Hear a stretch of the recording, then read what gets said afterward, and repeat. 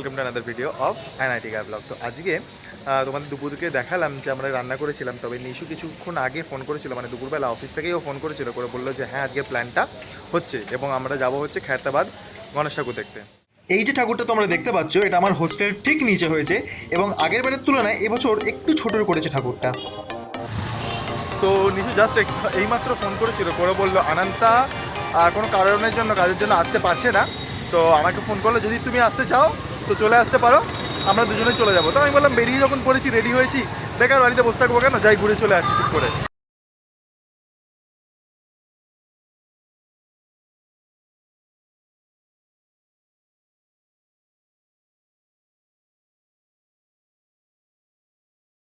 তো যাই হোক অফিস অব্দি চলে এলাম অটো করে, এবার যাবো হচ্ছে নিশুকে ফোন করব, ফোন করে নিশু নিচে আসবে। তো নিশুকে ফোন করলাম, এখন বাজে ঠিক 5টা, বললো আমার নিচে নামতে 15 মিনিট টাইম লাগবে। সে নিশুর বাইকে বসে রয়েছি, এবার যাব আমরা হচ্ছে বেরোবো। বাইকে किधर तक जाते हैं हम लोग? खैरताबाद।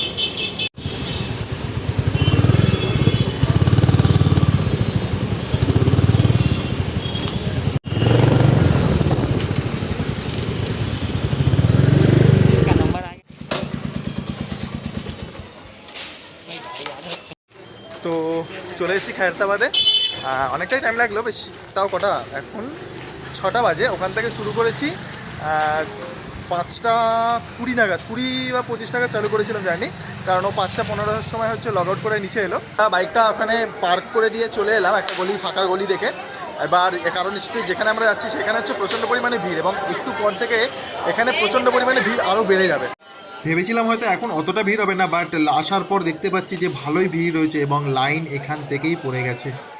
2-3 রকম লাইন করা রয়েছে, একটা হচ্ছে মাঝখানে যে লাইনটা রয়েছে সেখান দিয়ে মানে ফাঁকা দিয়ে যাচ্ছে পুরো লোক, কিন্তু ওটা অনেকটা দূর থেকে চলে আসবে। আর আমরা যে লাইনটা আছি সেটা একটু কাছে, আর পরের যে লাইনটা রয়েছে আমাদের ওই পাশে, তো সেই লাইনটা হচ্ছে অনেকটা কাছ দিয়ে যাবে, কিন্তু ওই লাইনটা প্রচণ্ড পরিমাণে ভিড় এবং ওই লাইনটা মানে নড়ছে না।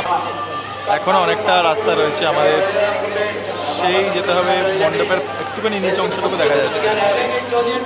হায়দ্রাবাদের কোনো একটা নিউজ চ্যানেল এটা কভার করছে এবং লোকেদের ইন্টারভিউ নিচ্ছে মাঝে মাঝে।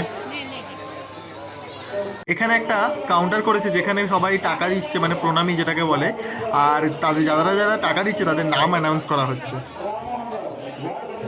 আমরা যখন চালু করেছিলাম লাইনে দাঁড়িয়েছিলাম তখন প্রায় বেজেছিল 6টা 10, এখন 6টা 40 হয়ে গেছে, আমরা স্টিল লাইনে দাঁড়িয়ে রয়েছি। আসলে আমাদের একটা ডিসিশন নিতে ভুল হয়েছিল, যে রাস্তাটা মাঝখান দিয়ে যাচ্ছিল সেই রাস্তাটা পুরো খালি ছিল, তো আমরা চাইলে ওটা দিয়ে যেতে পারতাম, কিন্তু আমরা একটা ভুল ডিসিশন নিয়ে আমরা কাছেরটা দিয়ে গেছি এবং তার জন্য আমাদের অনেকটা টাইম ওয়েস্ট হচ্ছে এখানে। যত সম্ভব কোনোরকম কোনো ভিআইপি মানুষ এসছে যার জন্য ভিড়টা হঠাৎ করে বেড়ে গেছে এবং আর লাইনটা এগোচ্ছে না। ইনি হচ্ছেন সেই খৈরতাবাদের 70 ফুট হাইটের গণেশজি। যাই হোক, যেহেতু ঠাকুরটা প্রচণ্ড বড়, তো সামনে থেকে ভালো করে ছবিও তোলা যায়নি, ভালো করে পিকচারও মানে নেওয়া যায়নি, ভিডিও করা যায়নি। তো আমরা যাব গিয়ে মাঝখানে যে পোর্শনটা রয়েছে ঘুরে যেতে হবে, তো সেইখানে গিয়ে আমরা ভালো করে পিকচার। এখানে হচ্ছে লাড্ডু বিক্রি হচ্ছে, আসলে এগুলো প্রসাদ এখানে সেইভাবে দেয় না, তবে প্রসাদগুলো এখানে বিক্রি করছে। এখানে ছোটোখাটো একটা মেলা মতন বসেছে,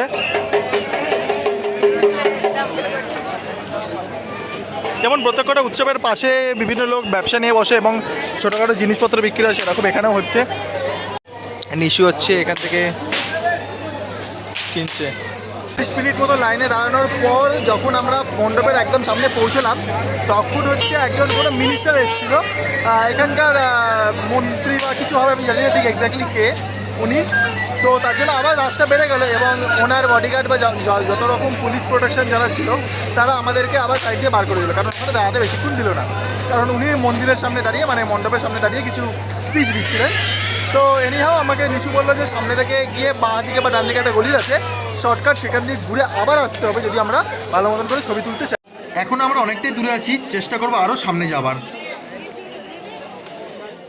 তো যাই হোক আমরা অনেকটা ঘুরে এসে পাঁচিল টপকে যেই ওই মিনিস্টার যিনি ছিলেন তিনি বেরিয়ে চলে গেলেন গাড়ি করে, তো আমরা মাঝখানের রাস্তাটা দিয়ে আবার আসতে পেরেছি। এখন আমরা রয়েছি একদম মণ্ডপের সামনের পোর্শনটাতে। এখানে তোমরা দেখতে পাচ্ছ কিছু লোক ওপরে উঠে রয়েছে, ওরা হচ্ছে মালা চড়ানোর জন্য রয়েছে। তো তোমরা সাইজটা দেখেই বুঝতে পারছো যে কতটা বড় হবে। তোমাদের ভালো লেগে থাকলে কমেন্ট বক্সে জয় শ্রী গণেশ বলতে ভুলো না।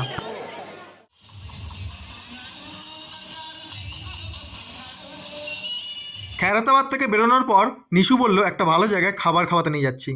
এখন আমরা চলে এসেছি হায়দ্রাবাদে একটা famous chaat centre Gokul chaat.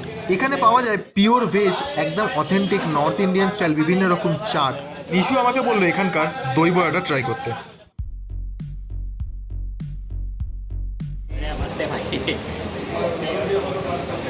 Nishu try করছে এখানকার, আমাকে বললো যে এখানে একটা খুব ভালো পুরনো চাটের দোকান রয়েছে, তো ওখান থেকে দই বড়া।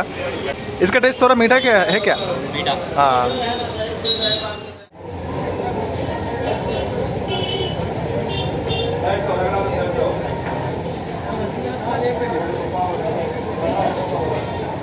একদম নর্থ ইন্ডিয়ান স্টাইলে যেমন হয় আমরা যেমন খাই সেরকম টাইপের।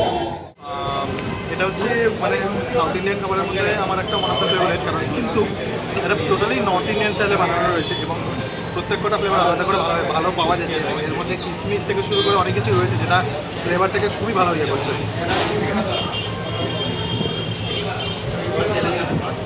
এখন আছি বেগম বাজার বলে একটা জায়গাতে, এখানে একটা গলির মধ্যে পরপর রয়েছে 4খানা ঠাকুর। প্রথম ঠাকুরটা তোমাদের দেখাচ্ছি, তারপর দেখাচ্ছি পরপর আরও 3খানা ঠাকুর। এটা হচ্ছে প্রথম ঠাকুরটা।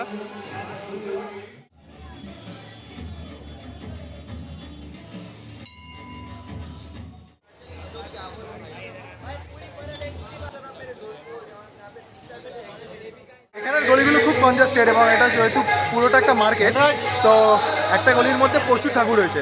আসলে আমি ভুল বলেছিলাম, 4খানা ঠাকুর না, আরও অনেক রয়েছে।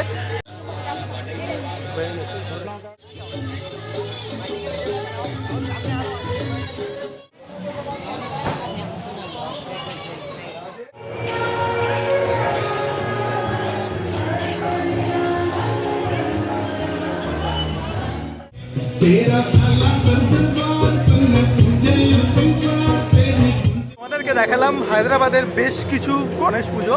প্রথমত সবথেকে বড় যেটা হায়দ্রাবাদে, তাছাড়াও বেগম বাজার এলাকার প্রচুর ছোট ছোট বড় বড় অনেক পুজো। এটাই প্রায় ঘোরা হয়ে গেছে, এবার বাড়ি যাওয়ার পালা, কারণ রাত অনেকটাই হয়েছে, আমাকে অনেকটা দূর ফিরতে হবে। প্রচুর ঠাকুর দেখলাম। ভিডিওটা তোমাদের যদি ভালো লেগে থাকে তাহলে চ্যানেলটা সাবস্ক্রাইব করো, লাইক করো, কমেন্ট করো, জানাও তোমাদের কেমন লাগে। দেখা হচ্ছে নেক্সট ভিডিওতে।